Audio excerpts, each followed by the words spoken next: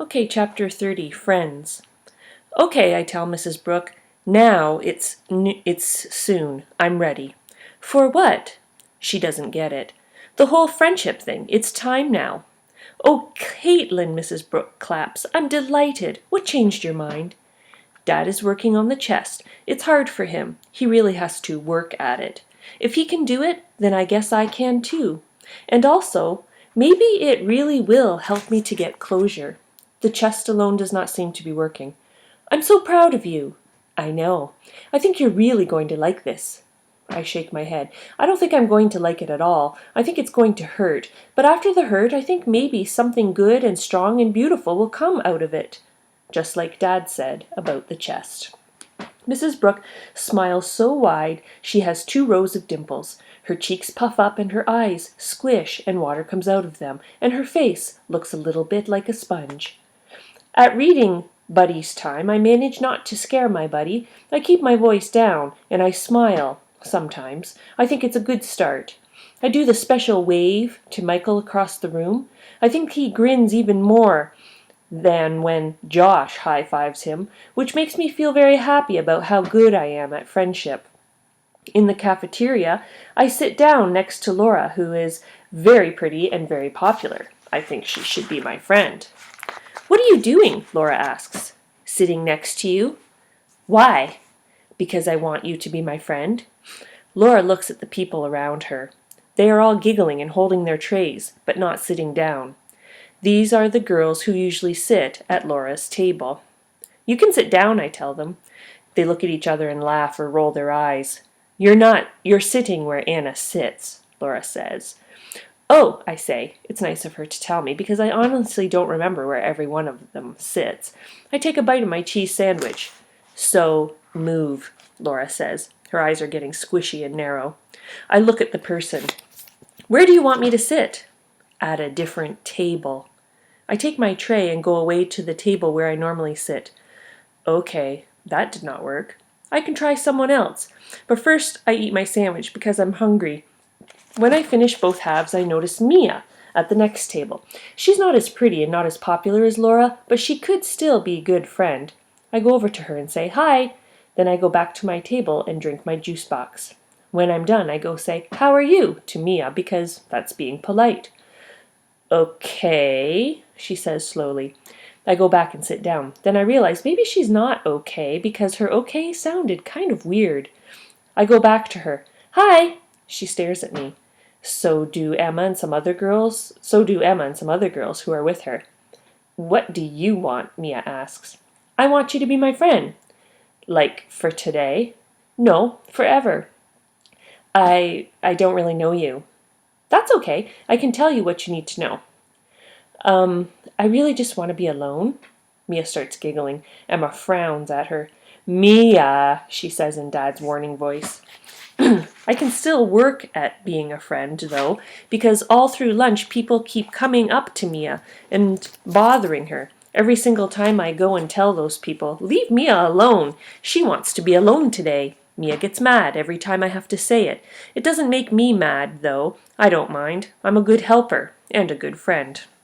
Finally, Mia yells at me, except I'm so surprised she's yelling at me that I don't even know what she says.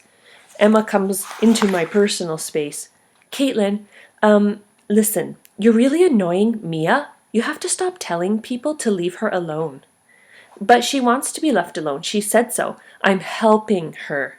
Emma sighs. You don't get it. Mia doesn't really want everyone to leave her alone. Then why did she say that? I guess she didn't want to hurt your feelings. Why would that hurt my feelings? Emma sighs again. She wants you to leave her alone. Only you. Why? Emma looks at the floor. Well, because she thinks you're different. I think Emma is the one who doesn't get it. When we're in music, Rachel throws up, so Emma takes her to the school nurse. The teacher is busy trying to get someone to clean up the puke, and everyone is saying, ew, pee-ew. So I go over to Mia and ask her, why do you want me to leave you alone? Mia and the girls around her giggle. Okay, because you're special. Thank you, I say. More giggles. I mean, Mia says, you're the kind of special that's a little weird. Weird? Mia crosses her arms and breathes out loud. Your behavior, you know? What do you mean? I ask. She rolls her eyes. Your behavior is, well, disturbing. Disturbing? My behavior is disturbing? The school shooter's behavior was disturbing. I start shaking my hands because that word is too scary, and I can hardly breathe. She looks at my hands that are shaking faster and faster. Yes, disturbing. I am not disturbing. You're disturbing us right now, one of the girls says. The rest of them start laughing. Guys, guys, another girl says, stop it, stop laughing. She's autistic, like William H. My hands are shaking really fast now. I am not autistic, some of the girls laugh. William doesn't talk. Can you hear me talking? Okay, but William eats dirt and screams when he gets mad. I am not autistic. I am breathing hard and I want to jump out of my skin, but I grip my teeth and shake my hands harder and turn and run away, and I hear screaming, and I don't know if it's music class or Mia or me. I am sitting in Mrs. Brook's room staring at the table. I thought special was good, I mutter. Well, we're all special in different ways, she says. Special is good.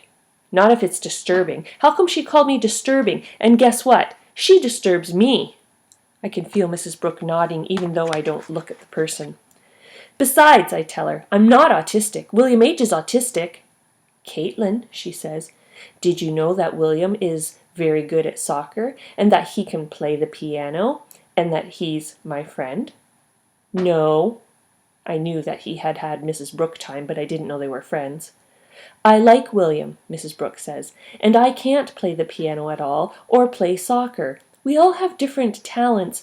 I know, I say, but Mrs. Brook talks right on top of my words. And just because we're better at some things than William doesn't mean we're any better than he is.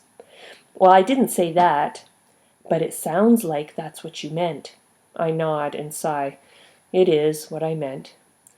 Do you see how it's not fair for you to... Yes, I say. It's my turn to talk on top of her words now. I get it. William H. even remembers to smile a lot more than I do, so there are several things he's better at than me. I sigh again. But I'm still not like him, not exactly. I look at the person. Am I? We all fall on the spectrum of behavior somewhere. She puts one hand on one side of the table and her other grips the far side. Here's the spectrum, she says. It's a line, and we're all on it. Some of us are farther along the line than others. I know from art class that a spectrum is all the colors of the rainbow. It's more like a prism than a line, or maybe a fat line with lots of colors. I don't like the way colors blur together in art. How do you know where one ends and the other begins?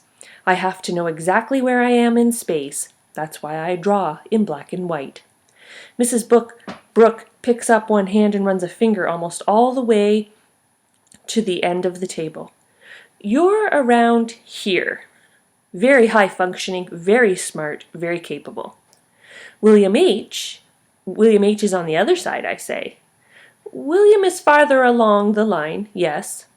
I grip the edges of the table like Mrs. Brook and squinch my eyes at the tabletop and wonder which spot exactly is me. I don't want to run into anyone else. You just don't know what might happen. Are you feeling better now, Caitlin? I think I'll skip the friend thing. You should be very proud of yourself for trying so hard today. Remember that everyone can find a friend. She is still gripping the edges of the table, so hard that her knuckles are pale. And obviously we need to work on friendship skills in the 5th grade as a whole. These girls need some educating. They need to learn some finesse, too, I say. Mrs. Brook nods, yes. And some better friendship skills. I know it. They will never make friends that way.